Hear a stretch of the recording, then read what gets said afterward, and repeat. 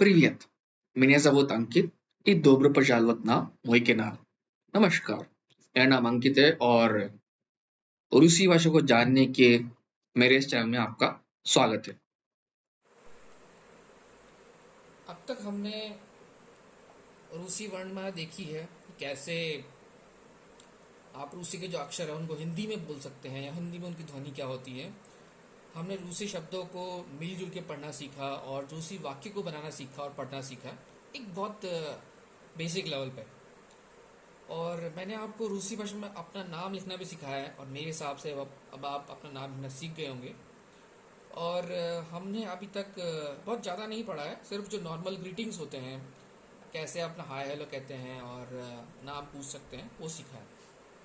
आज के इस वीडियो में हम जानेंगे कि रूसी भाषा में कितने जेंडर होते हैं और हर रूसी भाषा का जो नाम होता है उसका क्या बाय डिफॉल्ट उपनाम होता है, या जिसे कहते हैं कि हमारे यहाँ बोलते हैं कि आपका एक तो स्कूल में नाम होता है और एक घर पे नाम होता है। तो रूसी भाषा में कुछ नाम ऐसे होते हैं जिनका बाय डिफॉल्ट एक शॉर्ट नाम होता है। मतलब कि अगर आपका नाम रख दिया गया कुछ, तो उसका एक उपनाम पहले से ही होता है, तो आपको उसी नाम से पुकारा जाएगा।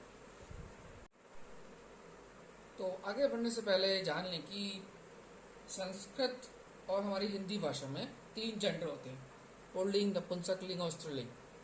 और बड़े मज़े की बात यह है कि इस रूसी भाषा में तीन जेंडर होते हैं संस्कृत की तरह, तो ये मुश्किल नहीं होगी।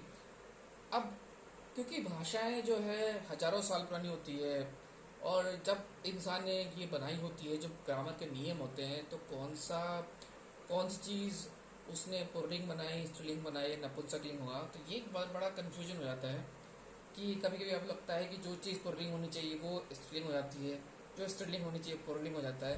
तो आपको इन सब में दिमाग नहीं खराब करने की ज़रूरत है। कुछ चीज़ें बहुत ऑब्वियस होगी कि अगर किसी इंसान का नाम है तो पुल्लिंग होगा, अगर किसी ऐसा नाम है जो महिला का है तो स्त्रीलिंग होगा।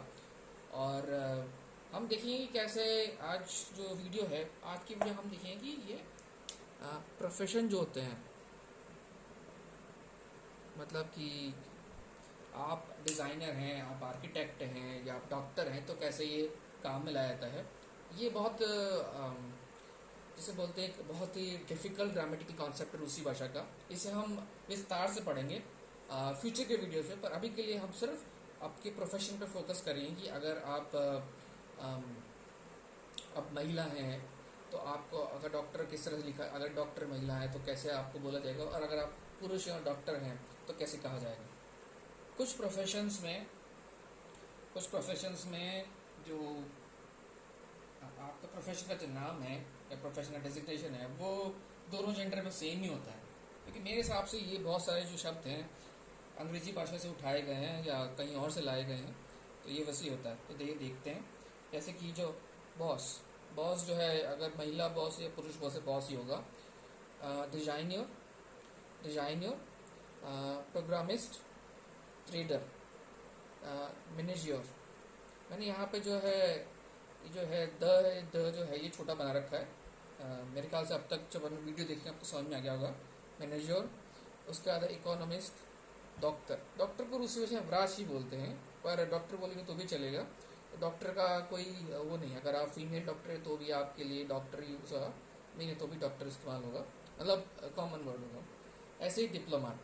तो ये कुछ है, और वीडियो के जो लिंक है डिस्क्रिप्शन में आपको लिस्ट जो है दे दूंगा, जो आप चाहें तो उसको अच्छे से रेफर कर सकते हो, उसमें बहुत लंबी लिस्ट है। और अगर आपका प्रोफेशन उसमें नहीं है तो आप अपने सर्च कर सकते हैं रूसी भाषा की डिक्शनरी में और याद कर लीजिए। सबसे पहले हम वो प्रोफेशन डिस्कस करेंगे जहाँ पे जो मेल और फीमेल है उन दोनों का में अंतर पड़ जाता है बोलने में। तो रूसी भाषा में जो पुरुष होता है, पुल्लिंग होता है, उसको ऑन से रिप्रेजेंट करते हैं। ऑन का मतलब होता है वह। तो हम आगे के वीडियोस में जो भी मेल कुछ होगा उसको नीले कलर से करेंगे, और जो भी फीमेल लेटर आएगा फ्यूचर में उसको रेड कलर से लिखेंगे। ये रूसी भाषा में जो भी फीमेल वर्ड होता है उसको अना रिप्रेजेंट करते हैं। अना मतलब वो, तो मतलब ऑन मतलब वो पुरुष, अना मतलब वो स्त्री। तो यहाँ पे देखिए, स्पोर्ट्समैन, ये है sportsman, actor, artist, student, pianist, journalist. मैं फिर से पढ़ता हूँ। Sportsman, actor, artist, student, pianist, journalist. अब अगर फीमेल प्रोफेशन, उसी प्रोफेशन को इस फीमेल में करना है तो रूसी भाषा में क्या होता है, ये सिर्फ एंड में का जोड़ देते हैं। जो मेल होता है उसके एंड में का जोड़ दोगे तो वो फीमेल हो जाएगा। का ये जोड़ दोगे तो वो फीमेल हो जाएगा। चलिए चलते हैं कैसे होगा। तो जो स्पोर्ट्स मैन है वो हो जाएगा स्पोर्ट्स मैन का। तो फीमेल स्पोर्ट्समैन बोलेंगे स्पोर्ट्समैन का। एक्ट्रेसा का पूरी तरह नहीं, कहीं कहीं भी आ जोड़ देते हैं, का आ ईसा। तो आर्टिस्ट का, स्टूडेंट का,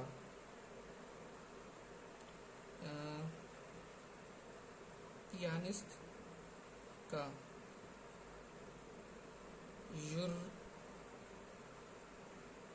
जर्नलिस्ट का, जर्नलिस्ट का, एक्टर, एक्टर का, एक्ट्रेसा। ये चेंज हो गया है, ये एक्सेप्शन है। बाकी ये प्रोफेशंस है, और जो डिस्क्रिप्शन आपको होगा उसमें ये लिंक आपको मैं दे दूंगा कि ऐसे बहुत सारे प्रोफेशंस है जहाँ पे ये चेंज होता है, तो आप भी अपना प्रोफेशन याद रख सकते हैं। पिछले वीडियो में हमने देखा था कि कैसे आप अपने आप को इंट्रोड्यूस करते हैं। मैंने ज़बूत अंकित, काकवा ज़बूत, उचित प्रियातना, मैंने तो वो सब देखा था। आप चाहें तो ये भी कह सकते हैं मैंने ज़बूत अंकित, या इज आर्किटेक्ट, या फिर नहीं ना चाहें तो ये भी आप उस सामने सवाल पूछ सकते हैं कि आप क्या करते हैं। अगर आपको जानना है तो इसके दो तरीके हैं जानने के। ककाया वाशा प्रोफेसिया। ककाया वाशा प्रोफेसिया, वाशा मतलब आप, ककाया मतलब क्या, आपका प्रोफेशन क्या है। ककाया वाशा प्रोफेसिया एक तरीका है। दूसरा होता है इस्तो भी दिलायते। इस्तो भी दिलायते। अब ये डायरेक्टली ये नहीं है कि आपका प्रोफेशन क्या है, ये सिर्फ ये कह रहा है कि आप अभी क्या कर रहे हो। मतलब कि इस्तो भी दिलायते ये भी हो सकता है कि भाई मैं अभी चाय पी रहा हूँ, इसका आंसर ये भी हो सकता है इस्तो भी दिलायते का मैं अभी खाना खा रहा हूँ, मैं अभी काम कर रहा हूँ। लेकिन अगर आप किसी से बिजनेस मीटिंग के थ्रू मिल रहे हैं, बिजनेस सेटिंग में मिल रहे हैं, तो अगर अभी पूछेंगे इस्तो भी दिलायते तो इसका यही मतलब होता है कि आप करते क्या हैं, आपका प्रोफेशन क्या है। और अगर नहीं आपको इसमें दिक्कत है तो आप ये डायरेक्ट पूछ सकते हैं ककाया वाशा प्रोफेसिया। ककाया वाशा प्रोफेसिया। तो हमने बहुत सारे प्रोफेशन अभी देखे, या इज आर्किटेक्ट, या इज व्राज, या इज पियानिस्ट, या इज जर्नलिस्ट। देखिए दूसरे पार्ट में जब हम देखेंगे कैसे किसी का नाम जो आपने दिया है वो बाय डिफॉल्ट का सरनेम होता है। ये रूसी भाषा की स्पेशलिटी है। अगर किसी इंसान का नाम रूसी भाषा में अलेक्जेंडर है, अलेक्जेंडर है, ये अलेक्जेंडर है, तो उसका short name by default Sasha होगा। और भी कोई हो सकता है, लेकिन रूसी भाषा के हिसाब से उसको ऑलरेडी साशा असाइन कर देंगे, तो आप उसको साशा बोल सकते हैं अगर अच्छा दोस्त है आपका तो। ऐसे है दिमित्री। दिमित्री ये सही लिखा हुआ नहीं, दिमित्री है तो उसको शॉर्ट नेम हो जाएगा दीमा। निकोलाई, निकोलाई है तो वो हो जाएगा कोलिया, कोलिया। यूरी, यूरी तो उसको बोलेंगे यूरा, घर का नाम जैसा आप कह सकते हैं। Mikhail, Misha, Mikhail, Misha.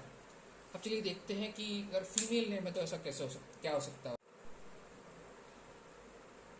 अगर किसी फीमेल का नाम या किसी आपकी टीचर का, स्कूल टीचर का, या आपके कलीग रशिया में रहते हैं उसका नाम एलेना है, तो उनका उपनाम लेना होगा रूसी भाषा के हिसाब से जो है।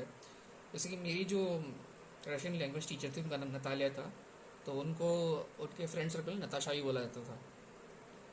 अगर उनका नाम तातानिया है तो तानिया बोल सकते हैं। इकतरीना होगा तो कातिया, मारिया, माशा। फिर से देखते हैं, अगर किसी का नाम एलेना होगा तो उनका उपनाम बाय डिफॉल्ट रूसी भाषा में होगा लीना। अगर नतालिया नतालिया है तो नताशा, ततानिया होगा तो तानिया, एकत्रीना होगा तो कात्या, मारिया तो माशा। तो इस वीडियो का नीचे डिस्क्रिप्शन में लिंक है, उसमें आप और भी इसे आप देख सकते हैं। मैंने सिर्फ कुछ एग्जांपल दिए हैं। आज की वीडियो में इतना ही। अगर आपको ये वीडियो पसंद आया हो और रूसी भाषा में आप और आगे पढ़ना चाहते हो तो इस वीडियो को लाइक कीजिए, शेयर कीजिए और मेरे चैनल को सब्सक्राइब कीजिए।